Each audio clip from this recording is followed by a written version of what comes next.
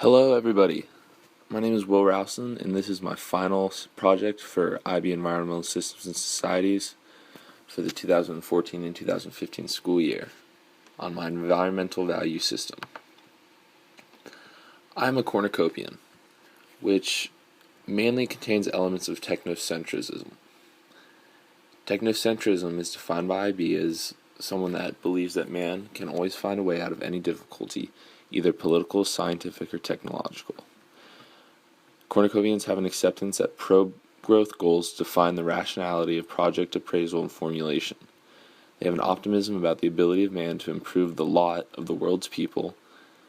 They have a faith that scientific and technological expertise provides the basic foundation for advice on matters pertaining to economic growth, public health, and safety.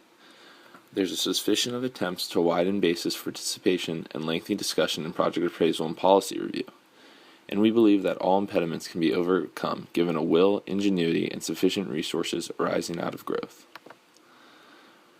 Additionally, as part of my personal value system, I believe that man will always find a way out of any difficulty, if and only if they begin practicing sustainable development in the very near future. Now, there have been several inputs that have contributed to my value system. My first input is my father, David Rowson. He has a very similar environmental system value to me, as he is the division director for the Environmental Protection Agency. He is Catholic and a very thoughtful and perceptive person, and he often speaks to me about how he tries to implement sustainable development in his work, and also in his own personal life. However, what is different about my dad, is that he cares more about the social welfare aspect of development, whereas I attribute higher value to scientific and technological development. My second input is my education. I've gone to school at Robinson for the past 4 years, so I've taken a variety of IB classes, including the Environmental Systems and Societies class, which has taught me to appreciate the value of sustainable development to the world. The knowledge that the environment can be conserved and even somewhat restored while also sustaining economic growth has contributed to my environmental value system. Through other courses, including IB Economics, I've learned the value and merit of economic development for society, and this has also contributed to my value system. The third input are cultural influences.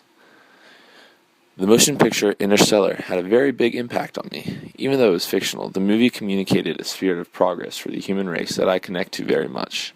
The movie spoke to the cornucopian value system, including that technological advancement will sustain human progress.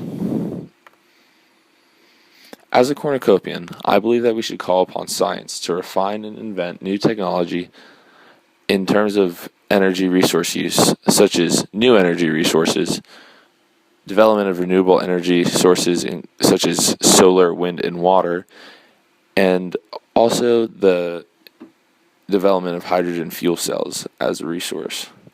I believe it would be more beneficial to society to change technology than to change our lifestyles.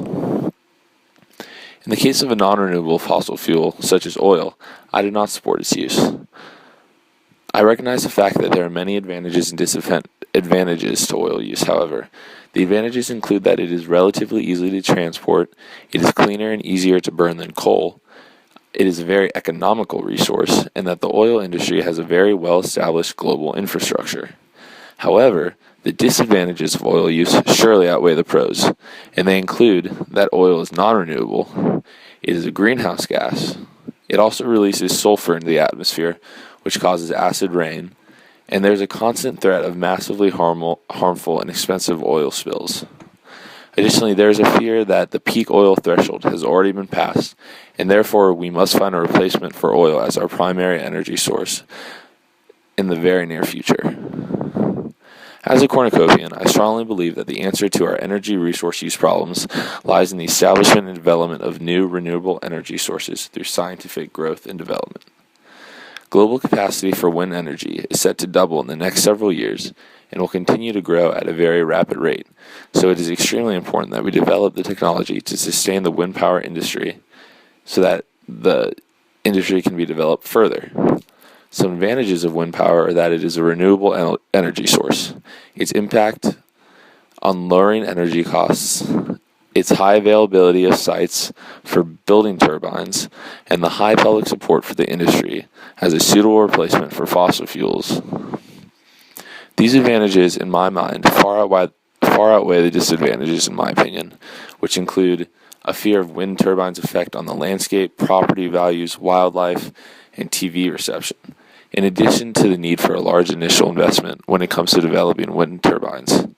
For these reasons, I am heavily in support of wind as an energy source as opposed to fossil fuels such as oil. A major issue that we face in dealing with the global population's production of solid domestic waste are the methods for the management of waste. There are many methods, which include landfills, incineration, and recycling. I, as a cornucopian, differ in my views than, say, an environmental manager. As a cornucopian, I do not recognize landfills as a suitable method of addressing pollution. In addition to being unappealing and harmful to the landscape, landfills are not sustainable solutions, as land resources will eventually be used up. Effective methods for preventing leaching have not been established yet, but technology has advanced to the point where it would make sense to make investments in more sustainable landfills. An environmental manager would most likely argue that landfills are a good method of managing domestic waste, as their goal is disposing of waste in a way that is environmental friendly and does not interfere with human activity. After all, that is an environmental manager's primary goal in waste management, to satisfy as many groups and individuals as possible in their addressing of environmental issues. Instead of landfills, I support the development of incineration as a method for waste management. It is important to work to develop the technologies used in incineration to make it as efficient and beneficial to society as possible. Continued technological advancements should significantly lower emissions from incineration in the near future. An environmental manager, however, may differ somewhat in their view of this strategy. They would most likely argue that incineration is usually a beneficial method of waste management, but because its need for a high initial investment and its high costs, an environmental manager may argue that it is too expensive and that it would be more responsible to use other, more dependable, cheaper methods that are not extremely damaging to the environment, such as a landfill. Love Canal is an unlikely name for one of the most alarming toxic waste sites in the country's history. At the turn of the 20th century, the site was planned as a dream community in Niagara Falls, New York. However, by 1910, the project had fallen on hard times, and in the 1920s, the land was turned into a dump where tens of thousands of tons of chemical waste was disposed of. Aware of the site's history, the Niagara Falls School Board bought the land for $1 in 1953 from Hooker Chemical Company. A school and about 100 homes were built on the site, which had been covered with earth. After heavy rainstorms in 1978, the buried chemicals leached out of their rotting drum containers, and nearby residents experienced a subsequent spike in birth defects, miscarriages, and diseases. Trees and gardens also started turning black and dying. Love Canal was removed from the National Priorities List in 2004. Most toxic areas of exposure have been reburied and resealed. Areas just outside Ground Zero have been successfully restored, and over 200 homes have been sold there. Love Canal represents the EPA's very successful efforts to improve society by fixing environmental issues for the sake of maintaining land and human lives. An environmental issue that is very important to me is radon. EPA estimates that about 21,000 lung cancer deaths each year in the U.S. are radon related. Exposure to radon is the second leading cause of lung cancer after smoking. Radon is an odorless, tasteless, and invisible gas produced by the decay of naturally occurring uranium in soil and water.